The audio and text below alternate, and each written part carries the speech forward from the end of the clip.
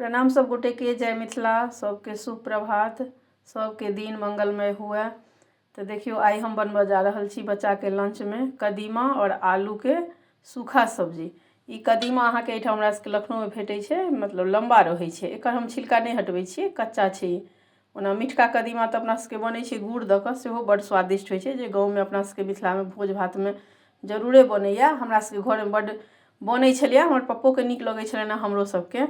तो देखियो ई नवका आलू है, तो नवका आलू के अहाँ के ललके हम खाई छी, हमरा उजरा मतलब उजरा आलू नहीं नीक लागैया।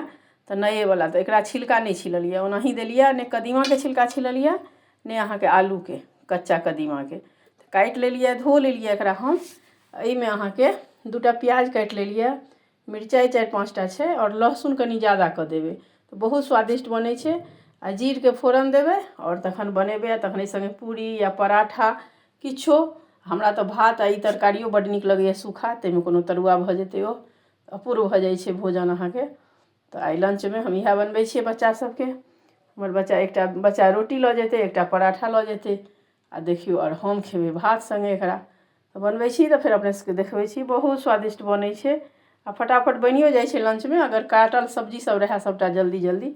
ओना तो टाइम कोनो चीज अहाँ नीक बनेबै तो टाइम लगबे करै छै। तो फिर देखबै छी अपने सबके। जय मिथिला।